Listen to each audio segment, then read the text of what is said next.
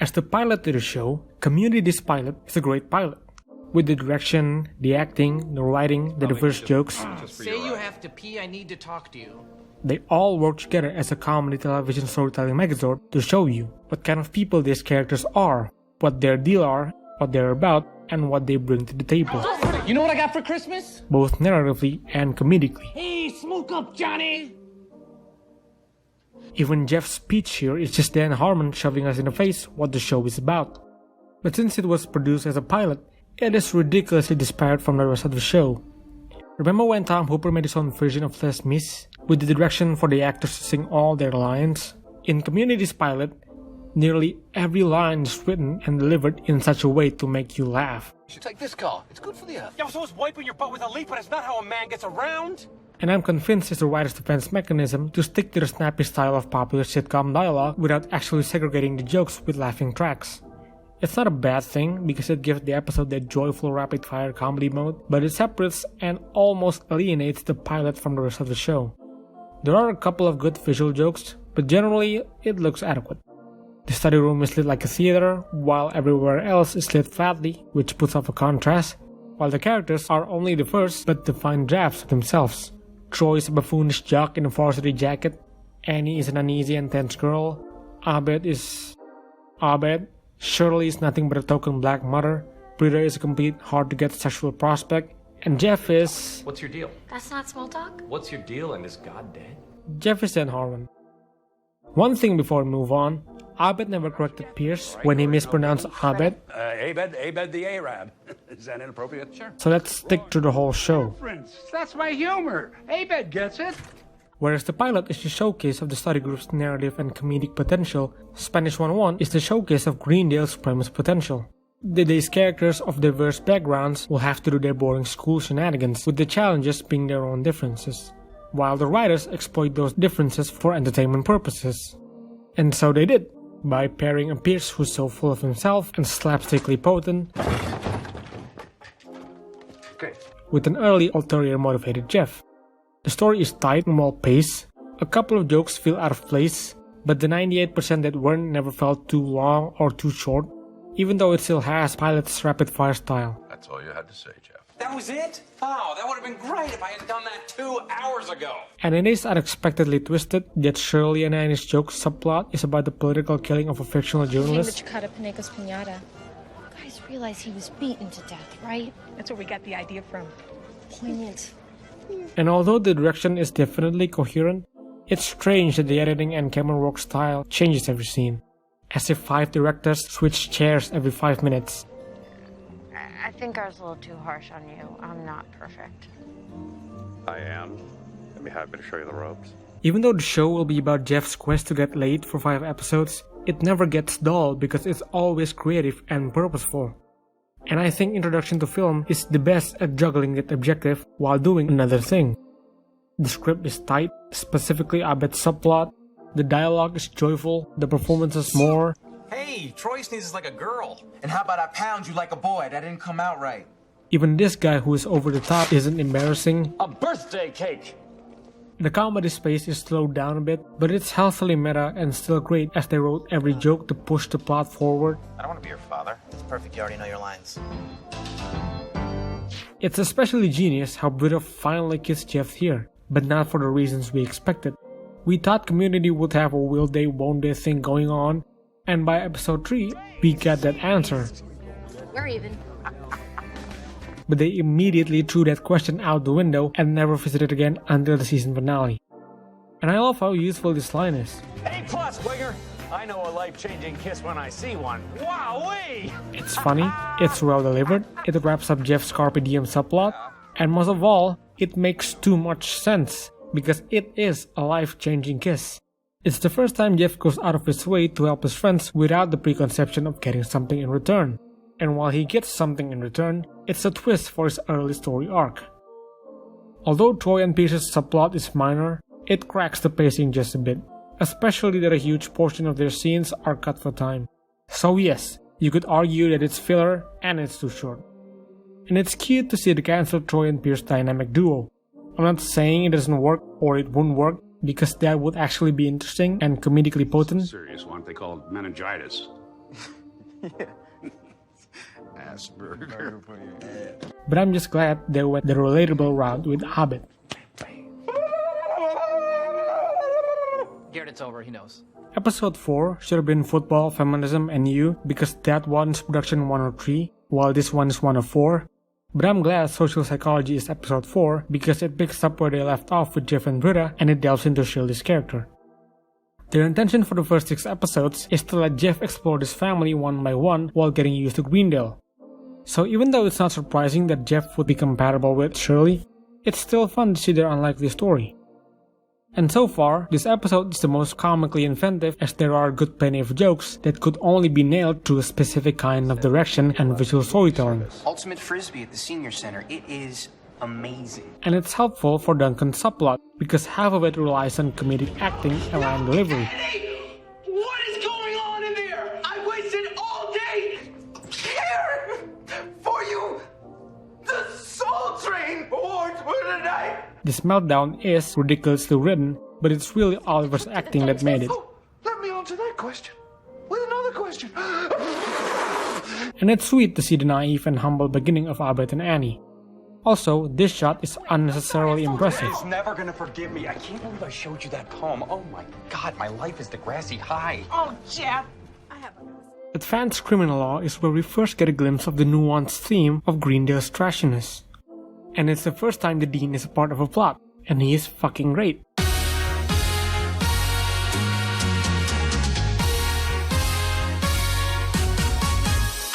Jim Rash is one of those actors you would immediately say is born for the role. His body language, his animated expressions, his timing. Starting to see why someone used to be a lawyer. If someone from the outside were to find...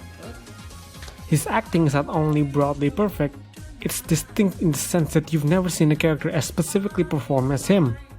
The fact that they crafted the Dean with the Jim Rashness of Jim Rash in mind and not the other way around makes him one of the most original characters on a sitcom ever, even though he's a recast.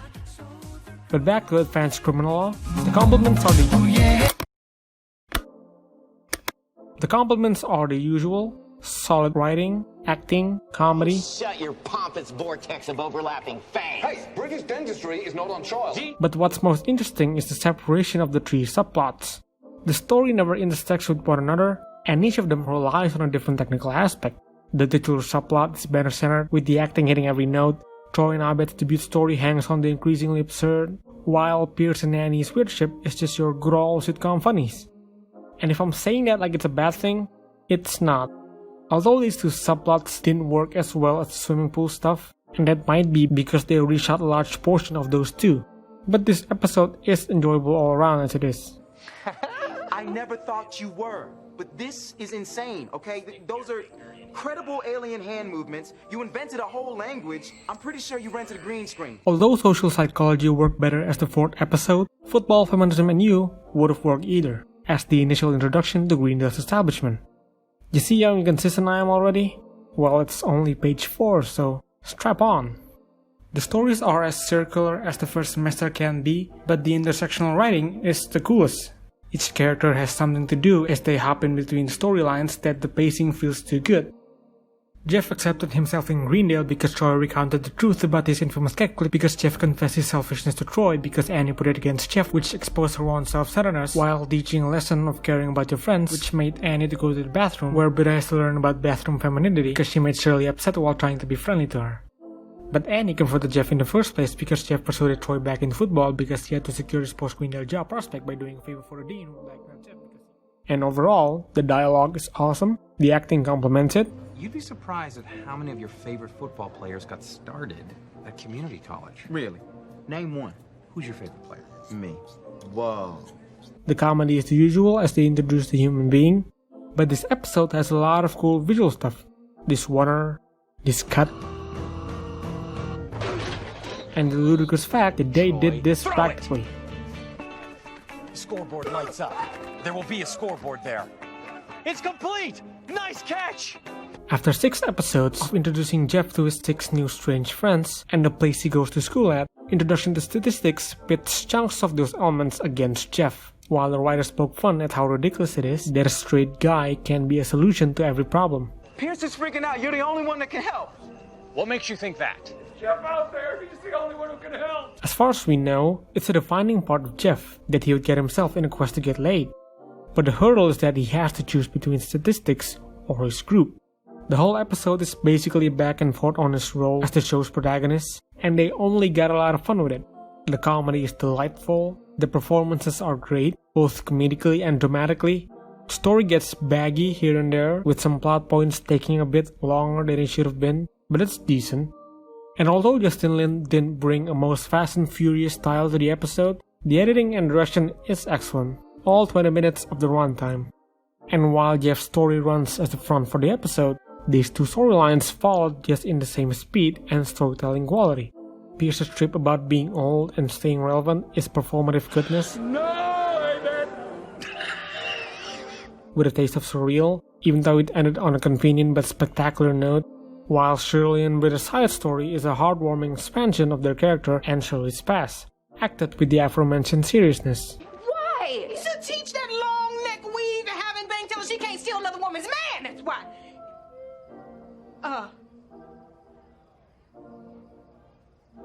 I have a confession to make. Home economics isn't too memorable in its concept nor execution, but there's no but. The episode gets ridiculously enjoyable when Fawn is around. It's sweet writing how Fawn's comeback started as a problem for Britta for it to shift into Pierce's business. The acting is good all episode.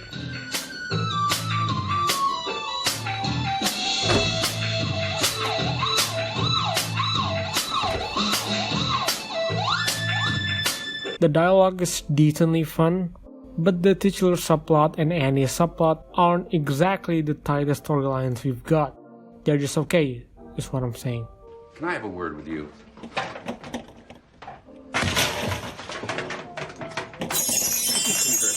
Debate 109 is the first time they softly break the fourth wall and confront their characters' gimmicks.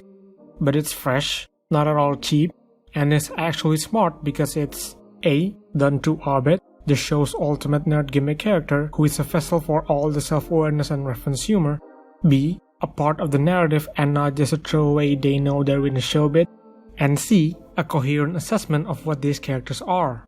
I also know you have thinly veiled rage issues. Careful, boy. On the other side of the script, the debate is just a high school movie level story driving force, but it's enough to exploit entertaining goodness while being visually charismatic. Pass. Okay, no. Okay, wait. Okay, no. Creeping inside the story is Britta and Pierce's sweet to violent, Who the hell, you disgusting pig? Aha! to sweet again empathy. That's got some classic Chevy Chase physical comedy.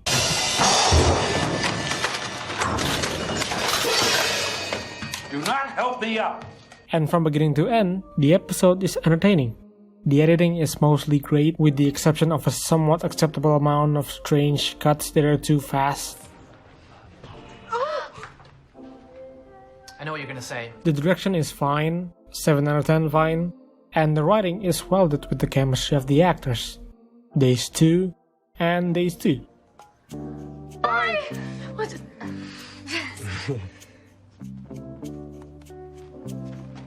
Oh, you forgot your phone. Oh, I can get another one. You know, if Senior Chang gets any crazier, he's gonna win one of those Grammy Awards. I've already reported him to the dean. He said they've been trying to fire him for 3 years, but nobody wants his job. I can't write a 20-page paper. I got a presentation in my marketing class on Friday, and public speaking gives me the nervous sweats. I can help you with that. I accept. That's how messed up things are. Well, we're screwed too.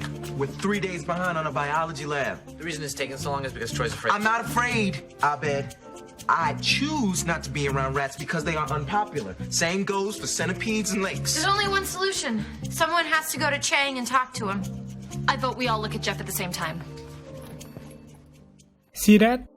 That was a marvel of visual storytelling. On paper. In less than 45 seconds of characteristical entertainment, they were able to establish the necessary exposition to set up the subplots and move the plot forward.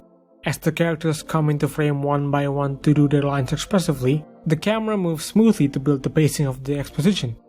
But the cuts here and here, and lakes. There's only one solution. Someone has to go to Chang and talk to him. breaks the direction and the pacing.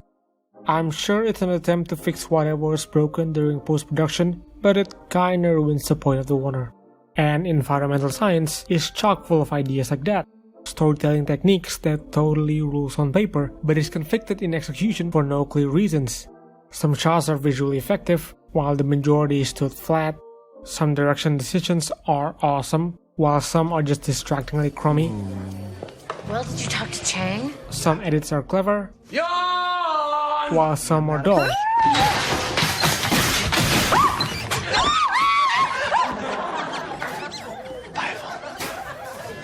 Everybody shut up! I'll kick all your asses! But y'all have to come up here! Which is a shame because the screenplay is solid. It is as interesting as Intro to Stats, how Jeff has to deal with the ever-changing issue of his group, and how he has to accept himself into the group to deal with that problem. And how they wrap everything up in a well-executed musical number is definitely sweet, on level technical, narrative, and emotional. We are 10 episodes in. How about a little fun fact? This guy was supposed to be the dean, and Jim was recasted in the middle of the pilot shoot, and my enjoyment almost hurt itself imagining such a boring dean. This better not awaken anything in me. As an episode about sex, I find the politics of human sexuality to be memorable, because of its exploration of the two opposite spectrums of mature sexuality. How Jeff learned to not be above women through pity and comedy, and how Annie grew to not abide to her own character trope. Whoop-de-doo! Even Troy grew out of his jock cliché character in a meta-comedic subplot. You are. For the love of God, run! They didn't do a most compelling way to do it, but on a comedic tone, they pretty much nailed it.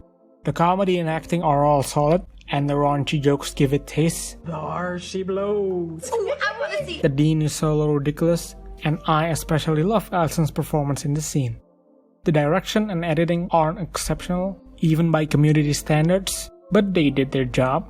Although there are many bothersome things that I just can't face through, like how Doreen is yelling through the noise but Jeff isn't, how some edits are unmotivated, how these characters are created for no good reason, and how Pierce asked for $200 despite being a millionaire.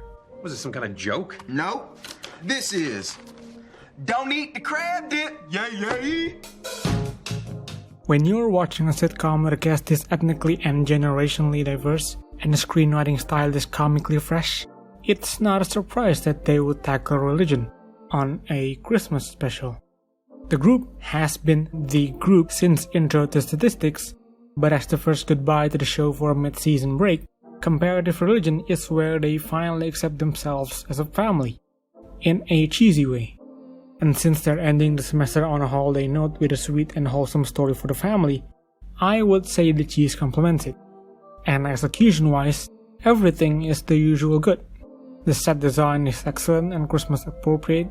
The dialogue is mostly I tight. guess I'm too charming and likable. Call me a name. I can't. And it's the first time Community's verisimilitude crosses on the odd and absurd, with the gay gang that are just pure fun. Can I ask you a question? Are you perpetually on your way to the gym? Dude, my life is a gym! Although some jokes are too ignorant for my SJW self to let pass, I get 72 virgins in heaven. No. but it's more lighthearted and not exactly hostile. No, I want to beat the crap out of you, and I'm going to enjoy it because you're just like this school. You're obnoxious, you're cramping in my style, and you smell like French fry oil. I don't get it! 3 o'clock! Bike rack! But not the one by the parking lot! Right! The one by the trash cans near the orange cones where they build the wheelchair ramp! Yeah. The characteristic of an acid to donate or accept a proton cannot be quantified for individual species. Comparing two donor-acceptor systems, the proton transposition HA plus H2O.